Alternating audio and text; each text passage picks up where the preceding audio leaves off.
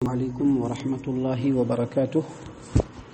الحمد لله رب العالمين والصلاة والسلام على رسوله الكريم وعلى آله وصحبه أجمعين. أما بعد، عن أبي هريرة رضي الله عنه عن النبي صلى الله عليه وسلم قال: من غدا إلى المسجد وراح أعد الله له نزوله من الجنة كلما غدا أو راح. رواہ البخاری فی صحیحہ فی کتاب الاذان. معزز سامعین کرام، ابھی ہم نے آپ کے سامنے صحیح البخاری کتاب الاذان باب فضل من غدا الی المسجد ومن راح حدیث نمبر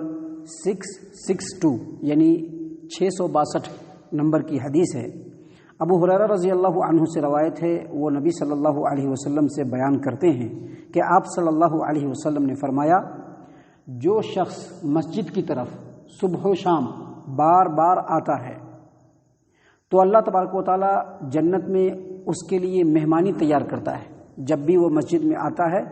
اور مسجد سے جاتا ہے. آپ اس حدیث کے اوپر غور کریں گے تو سب سے پہلی بات جو آپ کو پتہ چلے گی وہ یہ کہ مسجد میں اگر کوئی آدمی آتا جاتا ہے، اس کا مطلب یہ نہیں کہ مسجد آیا کھول کر کے پھر چلا گیا، نہیں. مسجد میں آنے جانے کا مطلب یہ ہے کہ مسجد میں آتا ہے وہ جو 5 وقت کی نماز اللہ تبارک و تعالیٰ نے اس کے اوپر فرض کیا ہے وہ باجماعت ادا کرتا ہے، مسجد میں بیٹھتا ہے، مسجد کے اندر قرآن کریم کی تلاوت کرتا ہے، اللہ تبارک و تعالیٰ کے ذکر و اذکار میں مشغول رہتا ہے، مسجد کے مختلف چیزوں کا خیال رکھتا ہے، یا کوئی ضرورت ہو تو اس کو پوری کرتا ہے. تو اللہ کے رسول صلی اللہ علیہ وسلم نے ایسے آدمی کو خوشخبری دیتے ہوئے کہا ہے کہ جب بھی وہ مسجد میں آتا ہے اور جاتا ہے تو اللہ تبارک و تعالیٰ اس کے لیے اس آنے جانے کے بدلے میں جنت میں مہمانی تیار کرتا ہے. اس کے لیے ایک مہمانی کے لیے جو ضیافت کے لیے جو انتظامات ہوتے ہیں اللہ تبارک و تعالیٰ اس کے لیے کرتا ہے. دیکھیے، مسجد میں آ کر کے باجماعت 5 وقت نماز پڑھنا یہ ہر مسلمان کے اوپر فرض ہے، ضروری ہے. یہ بات یاد رکھیے گا. ہر مسلمان مسجد میں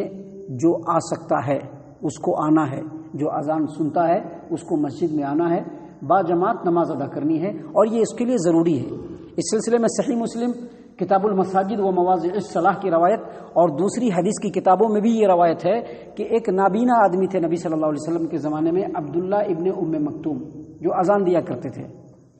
تو یہ عبداللہ ابن ام مکتوم رضی اللہ عنہ یہ نابینا تھے، اندھے تھے، جس کی وجہ سے ان کو مسجد میں آنے میں ذرا تکلیف ہوتی تھی.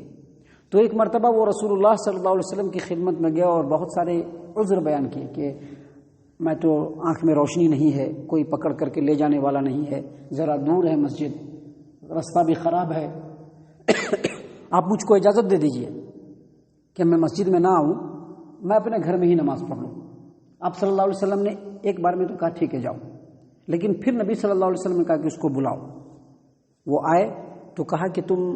اذان کی آواز سنتے ہو؟ کہا کہ ہاں سنتا ہوں. تو پھر تم کو مسجد میں آنا ہوگا.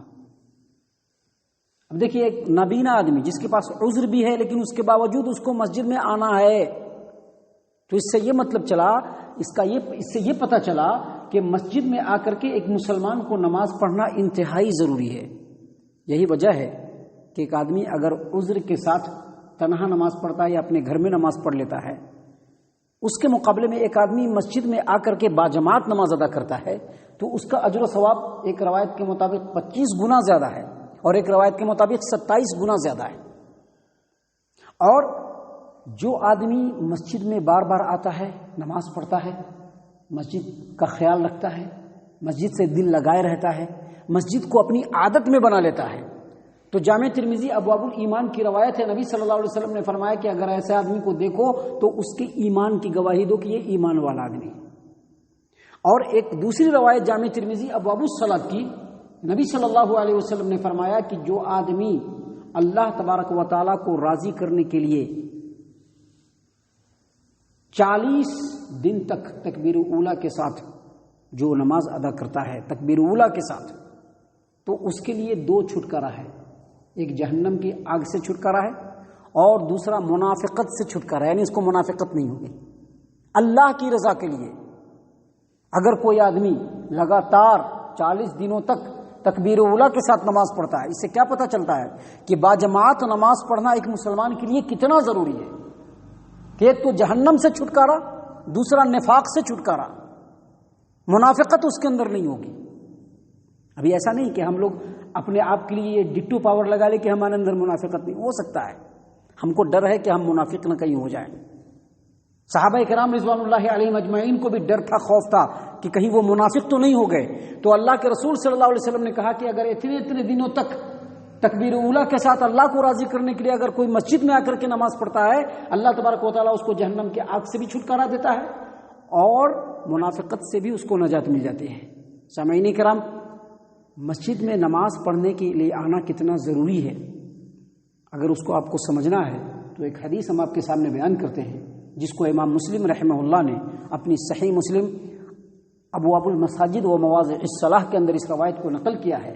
کہ مسجد نبوی کے آس پاس میں ابھی ہے نا، بہت سارے لوگوں کو چاہت ہے، خواہش ہے مسجد کے بازو میں گھر ہوتا، بڑی آسانی ہوتی ہے نا۔ فیاض بھائی نے مسجد کے بازو میں زمین کیوں لیا ہے؟ اسی لیے لیا ہے کہ ایک وقت آئے گا تو مسجد کے بازو میں گھر بنا لیں گے تو بڑی آسانی ہوگی۔ تو مسجد نبوی کے آزو بازو میں کچھ مکانات خالی ہوئے، مسجد سے بہت دور بنو سلمہ کا ایک قبیلہ، انہوں نے نبی صلی اللہ علیہ وسلم کے سامنے آ کر کے خواہش کا اظہار کیا کہ اللہ کے رسول صلی اللہ علیہ وسلم، مسجد نبوی کے بازو میں کچھ گھر خالی ہوئے ہیں، اگر آپ اجازت دیں تو ہم لوگ وہاں سے شفٹ یہاں کر لیتے ہیں۔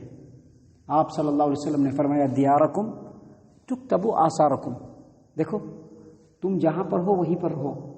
اور وہاں سے چل کر کے مسجد میں آؤ، تمہارے ہر قدم کے اجر و ثواب کو لکھا جائے گا۔ اس سے کیا پتہ چلا کہ اگر آپ دور دراز میں بھی ہیں، ابھی ہمارے کچھ بھائی ہیں جو عذر بیان کرتے ہیں ہمارے سامنے، کہتے ہیں کہ دیکھیے ہم مجبور ہیں، ہمارا گھر بڑا دور ہے، یہ پریشانی ہے وہ پریشانی ہے، ٹھیک ہے ابھی ماحول ہے اس طرح کا، کوئی حرج کی بات نہیں ہے، لیکن معمولی دنوں میں آپ چاہے اگر دور بھی ہیں اور دور سے مسجد میں نماز پڑھنے کے لیے آتے ہیں تو آپ کے ہر قدم پہ، آپ یہ مت سمجھیے کہ آپ گاڑی سے آ رہے ہیں تو کوئی مسئلہ نہیں، گاڑی سے بھی آئیے، پھر بھی آپ کے ہر قدم پہ اجر و ثواب ہے آپ کے لیے۔ ہر قدم پہ اللہ تبارک و تعالیٰ آپ کی نیکیوں کو بڑھا رہا ہے، آپ کے گناہوں کو مٹا رہا ہے، آپ کے درجات کو بلند کر رہا ہے۔ تو دور سے نماز پڑھنے آنا، اس سے بھی پتہ چلتا ہے کہ مسجد میں آ کر کے نماز پڑھنا یہ کتنی بڑی بات ہے۔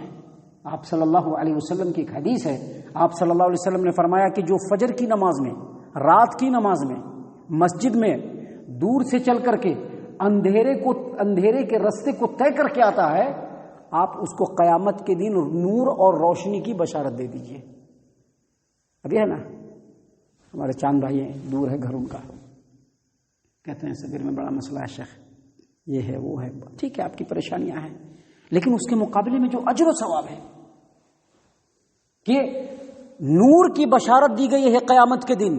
اور وہی نور زیورات کی شکل میں آپ کے سامنے ہوگا، نور کا زیور پہنا دیا جائے گا، نور بالکل سامنے ہوگا آپ کے، اس میں آپ جنت کا راستہ آسانی سے طے کر لیں گے۔